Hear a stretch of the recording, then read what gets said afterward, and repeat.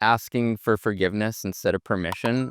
Yes. I try to instill that in a lot of the finance teams that I've run before. And some people are like, well, it's the finance and accounting team. Shouldn't you always be, going by the rules there? It's like, well, if you're going to be setting the pace for the rest of the org, I think you do have to take it upon yourself to show that you're willing to move fast. Yes. This goes back to another sort of belief that both I and the rest of the company have, which is there are actually very few one-way door decisions. Oh, say more about this. I love this. So, when people evaluate, like, should we do X or Y, they tend to view it as absolute. Like, if I pick this door, I'm in this path forever. I cannot turn around and go through the other door. And there are actually exceptionally few one-way doors out there. It might seem like a big decision, like signing up for a real estate lease or something like that. If you don't like it, you could probably find someone to sublease it. Like, it will cost you some money, and it's obviously not ideal.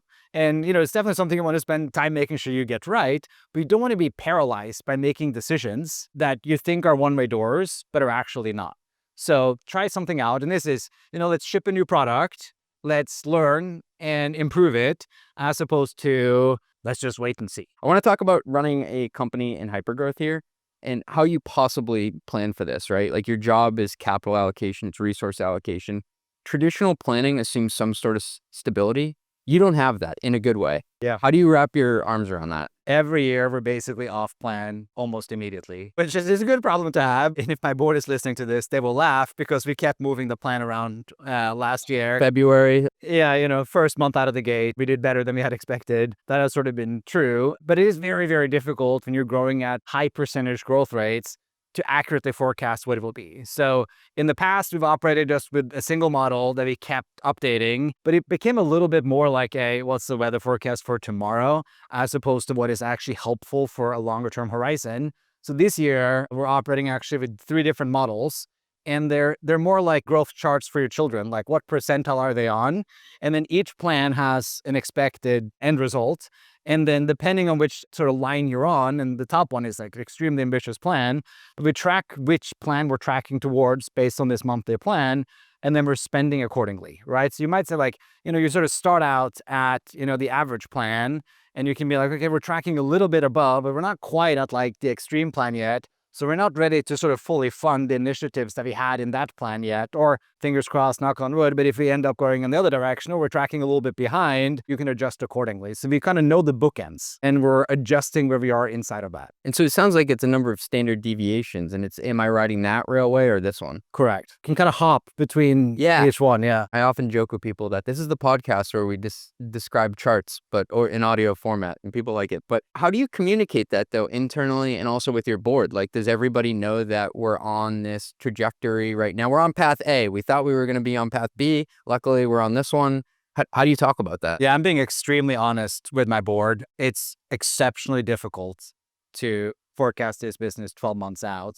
And while also from the outside, I'm sure, other CFOs in Hypergrowth company feel the same way. On the outside, it might seem like every single day is sort of like amazing up until the right, and there's this consistency of it. But it is not. It is almost like on a rowboat or something like that, where there's like a big push and you move forward, and then suddenly 2 weeks where signups were a little slower, and then suddenly there's another big push. It is absolutely not linear. It is also not perfectly exponential. So you're dealing with this sort of up and down, back and forth, generally positive trending. But when you live this stuff day to day, you find yourself sort of oscillating between communicating how amazing the company is doing, and then sitting in sort of an internal yellow flag meeting on oh, something is not quite right here.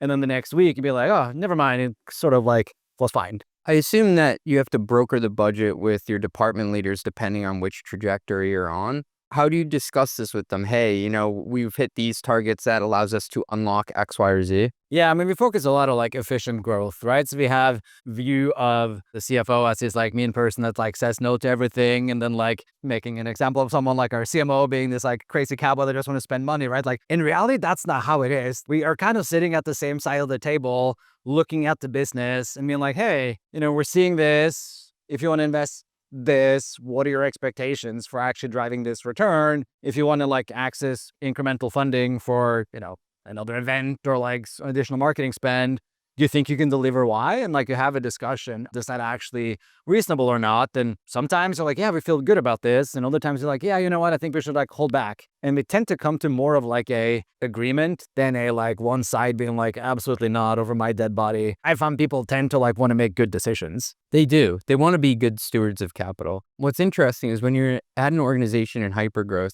what you encounter a lot of times is people have had varying experiences with having a budget in the past. Some people may be as sophisticated as like, oh, I'm a CMO and I know that you're going to allocate rent, something I can't even control to my budget, okay? And then other times it's an engineering leader who's never even managed a travel budget. I'm going to make the assumption that you have conversations and you often have to meet the leader where they are in their sophistication with the budget and help bring them along the way. We do. And one of the things that they've done a better job at this year is we have a new FP&A leader who's great. But in addition to sort of where you are relative to budget, we have slotted in like, this is where we expect you to be relative to budget for the next few months. So sometimes, there's a big engineering offsite next month, right? So you might look good on your T&E budget right now, but we know you're going to have a large expense next month that has not hit your budget yet. So we're trying to sort of give people sort of visibility into also what's coming to help them make these decisions.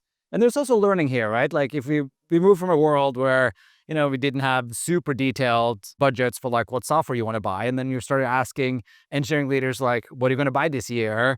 And then they come to you 3 months later and be like, oh, I want to buy this tool. But you didn't tell us that 3 months ago, but the world is changing, right? It's like, yes, that was true, but it wasn't an oversight. It is just now we have a new product, we have new needs.